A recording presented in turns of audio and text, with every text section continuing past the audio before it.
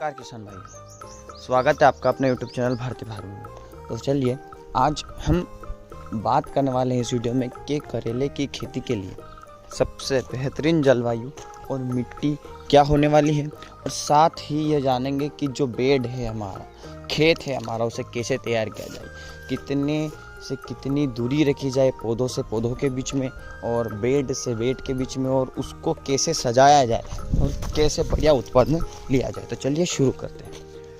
सबसे पहले हम बात कर लेते हैं यहाँ पर जलवायु और मिट्टी की। तो करेले की खेती के लिए सभी को पता है कि गर्म जलवायु की आवश्यकता पड़ती है। ज़रूरी नहीं है गर्म, क्योंकि ये सभी मौसम में होने वाली खेती है, लेकिन मोस्टली अगर हम देखें तो जो हम फरवरी के बाद मार्च के एंडिंग तक जो करते हैं करेला, वो सबसे ज़्यादा बोया जाता है, जो हाइब्रिड करेला जो होता है। तो हमें गर्म जलवायु की आवश्यकता पड़ती है, और बारिश में भी आप कर सकते हो कि बारिश में भी दिन में गर्मी ही रहती है, ऐसा कुछ भी नहीं है। और साथ ही अच्छी उत्पादन और अच्छी बढ़वार के लिए 25 से 35 डिग्री सेल्सियस का तापमान इसके लिए बहुत अच्छा रहता है। ज़्यादा तेज़ गर्मी भी आने लग जाती है तो पत्ते हमारे यहाँ पर पीले पड़ने लग जाते हैं। और बीजों के जमाव के लिए 22 से 25 डिग्री सेंटीग्रेड ताप अच्छा होता है, सबसे बढ़िया वही माना जाता है। वही बात करें इसकी उपयुक्त मिट्टी के लिए, तो करेले के हाइब्रिड बीज की बुवाई के लिए अच्छे जल निकास के लिए वही बालुई धमोई मिट्टी और दोमट मिट्टी का उपयोग यहाँ पर किया जाता है। करेले की बुवाई का उचित समय अगर हम जानें यहाँ पर, तो सब जनवरी फरवरी में भी आप कर सकते हैं, मार्च एंड तक भी कर सकते हैं। जिसके पास जैसे जैसे खेत खाली होता जाता है वैसे वैसे आप इसका उपयोग कर सकते हैं। करेले की बुवाई का ये उचित समय मैंने आपको बता दिया है। अब बात करते हैं हम यहाँ पर खेत तैयारी की। तो खेत तैयार तो सभी को पता है कि सबसे पहले जो भी फसल निकलती है उसको अच्छे से उस खेत को जुताई करना है, और गहरी जुताई करने के साथ साथ उसमें गोबर की खाद को उसके अंदर फिकवा देना है। उससे से ज़्यादा हमें यहाँ पर हमारी उर्वरक क्षमता जो रहेगी खेत की वो बढ़ जाएगी। ये मैंने आपको पहले वीडियो में बता चुका हूँ। बात करते हैं हम यहाँ पर खेत की तैयारी की, यानी कि बेड कैसे तैयार किए जाए और किस तरह से हम यहाँ पर करेला की खेती करने वाले हैं। तो सबसे पहले हम खेत की जुताई हो गई, उसमें खाद हमने डाल दी गोबर की।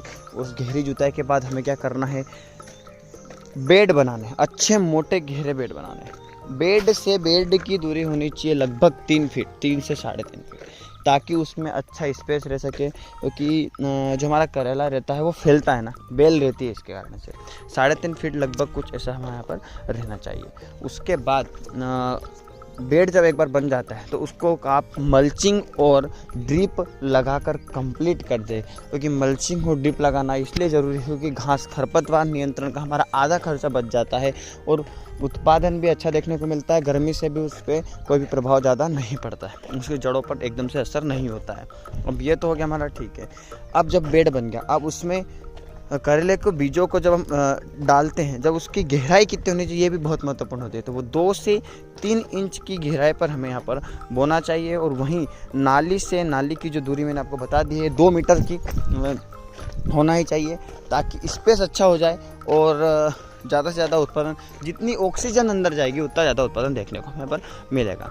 अब पौधे से पौधे की दूरी की हम बात करें तो 50 सेंटीमीटर की दूरी होनी चाहिए पौधे से पौधे की दूरी। अब 3 मीटर की मैंने जो गैप छोड़ी है उसका कारण क्या था, उसका कारण है कि जो हमारा मेड़े हैं, यानी कि जो बेड बन रहा है उसकी जो ऊंचाई है लगभग 50 सेंटीमीटर हमें यहाँ पर रखना है। क्योंकि उसमें से जो उत्पादन होना है, हमें सब्जी के उत्पादन में ज़्यादा उर्वरक क्षमता वाली मिट्टी की आवश्यकता पड़ती है, ज़्यादा पानी धारण करने वाली मिट्टी की आवश्यकता पड़ती है, इसलिए उसकी ऊंचाई हमें यहाँ पर रखना ही रखना है। और एक बात का विशेष ध्यान रखें, ये भी आधुनिक तकनीक है, बहुतों को पता होगा बहुतों को पता नहीं होगा, कि पूरे खेत में 1.5 भाग में, मतलब कि आधे हिस्से में नर और 4.5 भाग में मादा पेत्रक जो रहता है उसकी बुआई करनी चाहिए। ये अलग अलग आपको बीज अवेलेबल हो जाएंगे, मैं बता दूंगा कहाँ से आपको लाना है और उसके हिसाब से बुआई करनी चाहिए। ये किस चीज़ के लिए, ये है विकास के लिए।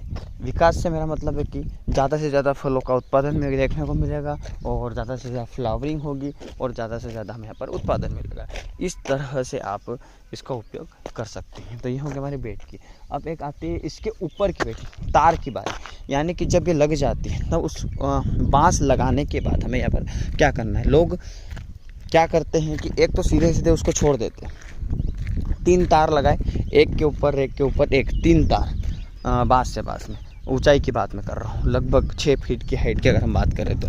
और बहुत सारे लोग क्या करते हैं कि उन बाँस के ऊपर एक छत टाइप बना देते हैं ताकि उसके ऊपर भी बेल चलने लग जाए। तो अगर बहुत सारी ऐसे हाइब्रिड वैरायटी रहती है जो बहुत ऊंची जाती है तो वहाँ पर आप कर सकते हैं। अब इनको बांधने के लिए हमें यहाँ पर कच्चे धागे का उपयोग करना है। धागा आता है इसका अलग से, आप कहीं पे भी, ये जो जितनी मैं आपको प्रोडक्ट बता रहा हूँ उसकी लिस्ट में डिस्क्रिप्शन में डाल दूंगा और उनकी लिंक भी दे दूंगा कि खरीदना कहाँ।